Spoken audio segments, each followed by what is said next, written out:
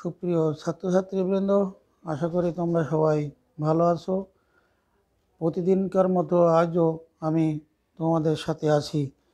পরমেশচন্দ্র ঘরামি, সহকারী অধ্যাপক, ঝাউডাঙ্গা কলেজ, সাতক্ষীরা। গত ক্লাসে আমরা যে বিষয়টা নিয়ে আলাপ করছিলাম সেটি হলো রুই মাছের ধমনীতন্ত্র ও শিরাতন্ত্র। আজকে আমার পাঠদানের বিষয় হলো তোমাদের রুই মাছের শ্বসনতন্ত্র ও শ্বসন কৌশল। তা রুই মাছের শ্বসনতন্ত্র এবং শ্বসন কৌশল, প্রথমে আমাদের শ্বসন কি বিষয়টা জানতে হবে। তা শ্বসন হলো যে শারীরতাত্ত্বিক প্রক্রিয়ায় কোনো কোষীয় জীব পরিবেশ থেকে গৃহীত অক্সিজেনের দ্বারা কোষ মধ্যস্থ খাদ্যকে জারিত করিয়ে খাদ্যের স্থিতিশক্তিকে রাসায়নিক শক্তিতে পরিণত করে, সাথে সাথে কার্বন ডাইঅক্সাইড এবং পানি উৎপন্ন করে যে প্রক্রিয়ায়, সেই প্রক্রিয়াটার নাম হচ্ছে শ্বসন। তাহলে কী হচ্ছে? শ্বসনের সংজ্ঞা হলো যে প্রক্রিয়ায় কোনো কোষীয় জীব পরিবেশ থেকে গৃহীত অক্সিজেনের দ্বারা কোষ মধ্যস্থ খাদ্যকে জারিত করে খাদ্যের স্থিতিশক্তিকে রাসায়নিক শক্তি ও গতিশক্তিতে রূপান্তরিত করে, সাথে সাথে পানি এবং কার্বন ডাইঅক্সাইড উৎপন্ন করে, সেই প্রক্রিয়াটার নাম হচ্ছে শ্বসন। আজকে আমরা রুই মাছের শ্বসন এবং শ্বসনতন্ত্র পড়ব। তা রুই মাছের শ্বসনের ভিতরে কি অংশ থাকে? এটা হচ্ছে যে রুই মাছের 4 জোড়া ফুলকা থাকে। এই 4 জোড়া ফুলকা হচ্ছে রুই মাছের প্রধান শ্বসন অঙ্গ। আর এই ফুলকাগুলো ফুলকা প্রকোষ্ঠের ভিতরে আবদ্ধ কানক দিয়ে আবদ্ধ থাকে। এই কানকর পশ্চাৎ কিনারার সাথে একটি পাতলা ঝিল্লি থাকে, যে ঝিল্লিটার নাম হচ্ছে ব্রাঙ্কিও স্টেগাল ঝিল্লি। এই ব্রাঙ্কিও স্টেগাল ঝিল্লি এটি কানককে দেহ পৃষ্ঠে আটকে রেখে শ্বাসপানি আবদ্ধ রেখে রুই মাছকে শ্বসনে সাহায্য করে। তাহলে রুই মাছের শ্বসনের প্রধান অঙ্গ হচ্ছে 4 জোড়া ফুলকা। আর এই ফুলকাগুলো থাকবে ফুলকা প্রকোষ্ঠের ভিতরে কানক দিয়ে আবদ্ধ থাকবে। কানকর পশ্চাৎ কিনারার সাথে একটি পাতলা ঝালরের মতো ঝিল্লি যুক্ত থাকে, যে ঝিল্লিটার নাম হচ্ছে ব্রাঙ্কিও স্টেগাল ঝিল্লি। আর এই ঝিল্লিটি কতগুলো অস্থি নির্মিত দণ্ড বহন করে। এই ঝিল্লিটি কানককে দেহ পৃষ্ঠে আটকে রেখে শ্বাস পানি আবদ্ধ রেখে মাছকে শ্বসনে সাহায্য করে। এই ফুলকা হচ্ছে এর শ্বসন অঙ্গ। তা প্রত্যেকটা ফুলকা, যে 4 জোড়া ফুলকা রুই মাছে থাকে, প্রত্যেকটা ফুলকাই হচ্ছে যে সদৃশ্য সমান দুটি অর্ধাংশ নিয়ে গঠিত। এই এক একটা অর্ধাংশকে বলা হয় হেমিব্রাঙ্ক বা অর্ধ ফুলকা, আর পূর্ণাঙ্গ ফুলকাকে বলা হয় হলোব্রাঙ্ক বা পূর্ণ ফুলকা। আর প্রত্যেকটা ফুলকা সমান দুটি অর্ধাংশ নিয়ে গঠিত। এই অর্ধাংশগুলোর প্রত্যেকটিকে বলা হয় হেমিব্রাঙ্ক বা অর্ধ ফুলকা। আর প্রত্যেকটা ফুলকা, এখানে আমি একটা ফুলকা ছবি এঁকেছি, প্রত্যেকটা ফুলকা কতগুলো ফুলকা সূত্র নিয়ে গঠিত। এই হচ্ছে ফুলকা সূত্র। এই ফুলকাগুলো কতগুলো মানে এক সারি করে ফুলকা সূত্র নিয়ে গঠিত। এই ফুলকা সূত্রগুলোর গোড়ার দিকে একসাথে যুক্ত থাকে, কিন্তু শীর্ষদেশ উন্মুক্ত থাকে। এই প্রত্যেকটা ফুলকা সূত্রগুলোর ভিতরে আড়াআড়িভাবে কতগুলো অস্থিপাত থাকে।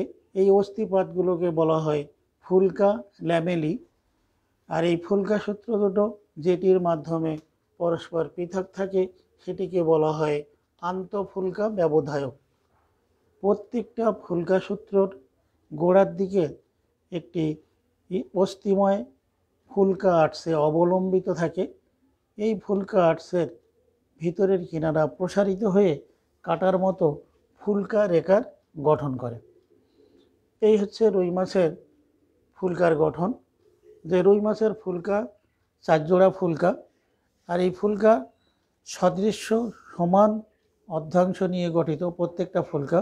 এই অর্ধাংশকে বলা হয় হেমিব্রাঙ্ক বা অর্ধ ফুলকা, আর সম্পূর্ণ ফুলকাকে বলা হয় হলোব্রাঙ্ক বা পূর্ণ ফুলকা। এই ফুলকাগুলো এক সারি করে ফুলকা সূত্র বহন করে। এই ফুলকা সূত্রগুলোর শীর্ষদেশ উন্মুক্ত থাকে এবং গোড়ার দিকে একসাথে যুক্ত থাকে, অর্থাৎ এর গোড়াযুক্ত শীর্ষ উন্মুক্ত। এই ফুলকা সূত্রগুলোর মধ্যে কতগুলো আড়াআড়ি অস্থি পাত থাকে বা অস্থি প্লেট থাকে, এগুলোকে বলা হয় ফুলকা ল্যামেলি। প্রত্যেকটা ফুলকা সূত্র গোড়ার দিকে এক একটা অস্থিময় ফুলকা আর্টসে অবলম্বিত থাকে। ফুলকা আর্টসের উপরে লম্বভাবে অবস্থান করে ফুলকা সূত্রগুলো, আর এই ফুলকা আর্টসের ভিতরের কিনারা প্রসারিত হয়ে ফুলকা রেখার গঠন করে। এই হচ্ছে রুই মাছের ফুলকার গঠন। এরপরে আমরা যেটি পড়ব সেটি হচ্ছে রুই মাছের যে শ্বসন কৌশল। রুই মাছের শ্বসন কৌশল অন্যান্য প্রাণীর মতো রুই মাছের শ্বসন কৌশলটা দুটো ধাপে বিভক্ত। একটি হচ্ছে শ্বাস গ্রহণ বা প্রশ্বাস, আর একটি হচ্ছে শ্বাস নিঃশ্বাস বা শ্বাস ত্যাগ।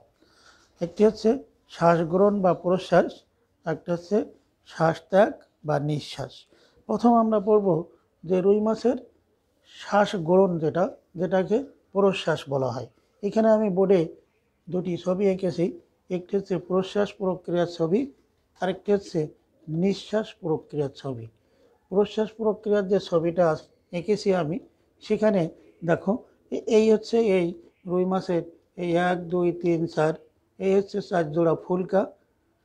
আর এই প্রশ্বাস ক্রিয়ার সময় এর গলবিল ভিতরে একটা চোষণ পাম্পের মতো কাজ করে। গলবিল চোষণ পাম্পের মতো কাজ করে। এই সময় এই ফুলকাগুলোকে যে ঢেকে রাখে যে কানকো, এই কানকোর পেশি প্রসারণের ফলে কানকো দুটো যখন উত্তোলিত হয়, তখন এই ব্রাঙ্কিওস্টেগাল এই ঝিল্লি দিয়ে এই ফুলকা প্রকোষ্ঠের অর্ধচন্দ্রাকার ছিদ্র দুটো বন্ধ হয়ে যায়। যখন এই ব্রাঙ্কিওস্টেগাল ঝিল্লি এই ফুলকা প্রকোষ্ঠের অর্ধচন্দ্রাকার ছিদ্রকে বন্ধ করে দেয়, তখন এই গলবিলের ভিতরে একটি চোষণ বলের সৃষ্টি হয়। আর এই চোষণ বলের কারণে এর মুখ ছিদ্র রক্ষাকারী মৌখিক কপাটিকা খুলে যায়। খুলে গেলে এই মুখ ছিদ্র দিয়ে তখন অক্সিজেন সমৃদ্ধ পানি এর গলবিলের ভিতরে প্রবেশ করে। এটি হচ্ছে এর প্রশ্বাস। নিঃশ্বাস ক্রিয়ার সময় যে ঘটনা ঘটবে সেটি হচ্ছে কানকো দুটো প্রশ্বাস ক্রিয়ার সময় যেমন কানকো দুটি উত্তোলিত হয়েছিল, এখানে কানকো দুটো পেশি সংকোচনের ফলে নিচে নেমে যাবে, ফলে ব্রাঙ্কিওস্টেগাল ঝিল্লি এখানে উঁচু হয়ে যাবে, অর্থাৎ এই অর্ধচন্দ্রাকার ছিদ্র দুটো খুলে যাবে। খুলে গেলে তখন এই ফুলকার থেকে বা গলবিলের ভিতর দিয়ে কার্বন ডাইঅক্সাইড সমৃদ্ধ পানি এই ছিদ্র দিয়ে বেরিয়ে যাবে। এটি হচ্ছে যে নিঃশ্বাস। তখন মুখ ছিদ্র রক্ষাকারী মৌখিক কপাটিকা বন্ধ হয়ে যায়, আর ওই সময় এই ব্রাঙ্কিওস্টেগাল ঝিল্লি খুলে যাওয়ার কারণে এই পথ দিয়ে তখন কার্বন ডাইঅক্সাইড সমৃদ্ধ পানি বেরিয়ে আসে। এটাই হচ্ছে নিঃশ্বাস। তাহলে প্রশ্বাস হচ্ছে কি? প্রশ্বাস ক্রিয়ার সময় যে এর রুই মাছের এই কানকো দুটো যখন পেশির প্রসারণের ফলে যখন উত্তোলিত হয়, তখন ফুলকা প্রকোষ্ঠের অর্ধচন্দ্রাকার ছিদ্র দুটোর মুখ ব্রাঙ্কিওস্টেগাল ঝিল্লি দিয়ে বন্ধ হয়ে যায়। যখন বন্ধ হয়ে যায় তখন এর গলবিলের ভিতরে একটি চোষণ বল সৃষ্টি হয়, আর এই চোষণ বলের কারণে মুখ ছিদ্র রক্ষাকারী মৌখিক কপাটিকা খুলে যায়। খুলে গেলে সহজেই মুখ দিয়ে তখন অক্সিজেন সমৃদ্ধ পানি এর মুখের ভিতর দিয়ে গলবিলের ভিতরে প্রবেশ করে। এটি হচ্ছে এর প্রশ্বাস। নিঃশ্বাস ক্রিয়া যখন হবে তখন পেশির সংকোচনের ফলে এই কানকো দুটো তখন নিচে নেমে যাবে, মুখ ছিদ্র রক্ষাকারী মৌখিক কপাটিকা বন্ধ হয়ে যাবে, ব্রাঙ্কিওস্টেগাল ঝিল্লি এখানে উপরে উঠে যাবে, অর্থাৎ এই অর্ধচন্দ্রাকার ছিদ্র দুটো খুলে যাবে। খুলে গেলে এখান থেকেই তখন কার্বন ডাইঅক্সাইড সমৃদ্ধ পানি এই ছিদ্রপথ দিয়ে তখন বাইরে বেরিয়ে আসবে। এরপর হচ্ছে শ্বসনের শারীরবৃত্ত। শ্বসনের শারীরবৃত্ত বলা হচ্ছে যে যখন মুখ ছিদ্র রক্ষাকারী মৌখিক কপাটিকা খুলে যায় তখন মুখ দিয়ে অক্সিজেন সমৃদ্ধ পানি এই গলবিলের ভিতরে প্রবেশ করে যখন এই গলবিলের এই ফুলকাগুলোকে যখন ওই পানি ভিজিয়ে দেয় তখন এই সময় গ্যাসীয় বিনিময়টা হয়। অর্থাৎ পানির থেকে অক্সিজেন ফুলকার রক্তজালকের ভিতরে যাবে, আর ফুলকা রক্তজালকে আগের থেকে আসা দেহের বিভিন্ন অংশ থেকে কার্বন ডাইঅক্সাইডযুক্ত রক্ত পানিতে নির্গত হবে। অর্থাৎ পানির থেকে অক্সিজেন ব্যাপন প্রক্রিয়ায় ফুলকা জালকের রক্তের মধ্যে আসবে, আর ফুলকা জালকের রক্তের থেকে কার্বন ডাইঅক্সাইড পানিতে প্রবেশ করবে। এইভাবে এই অক্সিজেন সমৃদ্ধ হওয়ার পরে ফুলকার থেকে বহির্বাহী ব্রাঙ্কিয়াল ধমনীর মাধ্যমে ওই O2 সমৃদ্ধ রক্ত ফুলকার থেকে বের হয়ে এসে দেহের বিভিন্ন জায়গায় অক্সিজেন সরবরাহ করবে। এটি হচ্ছে এর শ্বসনের শারীরবৃত্ত। অর্থাৎ মুখ দিয়ে যখন পানি গলবিলের ভিতরে প্রবেশ করাবে, পানিতে দ্রবীভূত অক্সিজেন ফুলকা সূত্রগুলোকে বা ফুলকাগুলোকে যখন ভিজিয়ে দেবে, ওই ভিজিয়ে দেওয়ার সময় গ্যাসীয় বিনিময়টা হবে। ফুলকার থেকে কার্বন ডাইঅক্সাইড সমৃদ্ধ কার্বন ডাইঅক্সাইড পানিতে যাবে, আর পানির থেকে অক্সিজেন ফুলকার রক্তজালকের ভিতরে প্রবেশ করবে এবং সেই ফুলকার রক্তজালক থেকে ওই অক্সিজেন সমৃদ্ধ রক্ত তখন বহির্বাহী ব্রাঙ্কিয়াল ধমনীর ভিতর দিয়ে শরীরের বিভিন্ন অংশে প্রবাহিত হবে। এটি হচ্ছে এর শ্বসনের শারীরবৃত্ত। তাহলে আমরা পড়লাম শ্বসন কি, রুই মাছের ফুলকার গঠন, রুই মাছের শ্বসন কৌশল, রুই মাছের শ্বসনের শারীরবৃত্ত, এই বিষয়গুলো আমরা জানলাম। এখন আমরা যে টপিকসটা নিয়ে পড়ব সেটি হচ্ছে রুই মাছের পটকার গঠন বা বায়ুথলির গঠন। রুই মাছের পটকা বা বায়ুথলি এর মেরুদণ্ডের নিচে পৌষ্টিক নালীর উপরে অবস্থান করে। এই বায়ুথলি বা পটকা রূপালী চকচকে, সাদা কালারের রূপালী চকচকে, এবং এর ভিতরে এই বায়ুথলির ভিতরে বিভিন্ন ধরনের গ্যাসীয় উপাদানে পূর্ণ থাকে। এই গ্যাসীয় উপাদানটা অক্সিজেন, কার্বন ডাইঅক্সাইড এবং নাইট্রোজেন গ্যাসে পূর্ণ থাকে।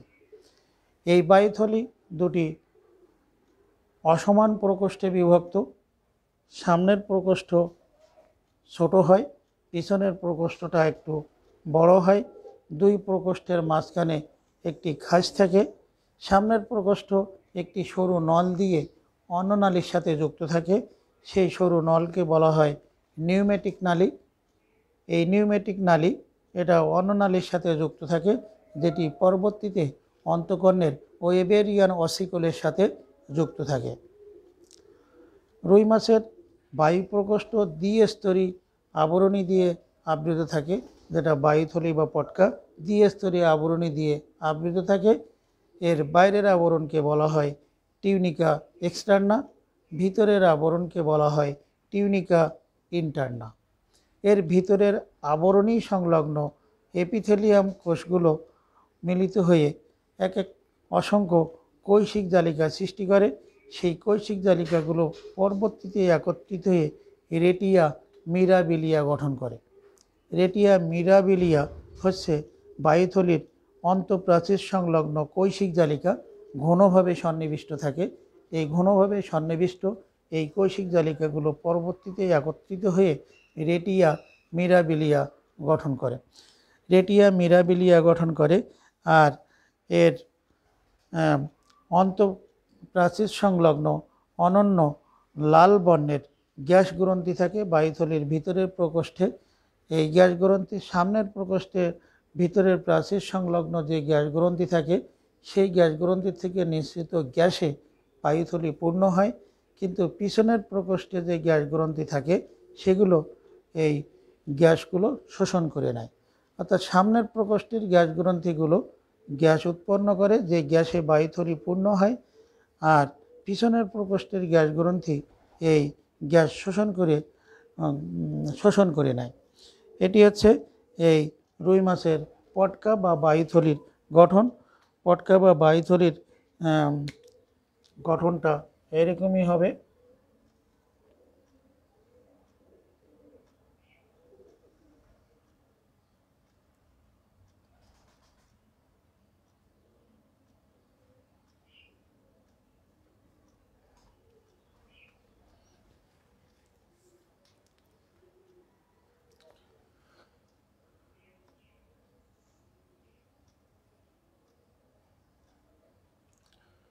এটি হলো সম্মুখ প্রকোষ্ঠ,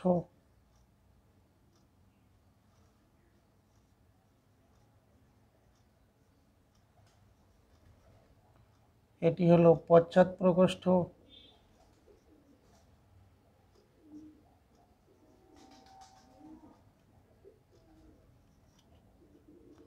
এটি হলো নিউমেটিক নালী,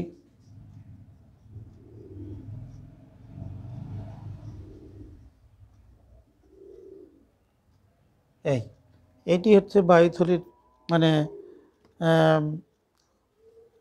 গঠন। তাহলে বায়ুথলি দুইটা প্রকোষ্ঠ নিয়ে গঠিত রুই মাছের বায়ুথলি। একটি হচ্ছে সম্মুখ প্রকোষ্ঠ, একটি পশ্চাৎ প্রকোষ্ঠ। এই দুই প্রকোষ্ঠের মাঝখানে একটা খাঁজ থাকে।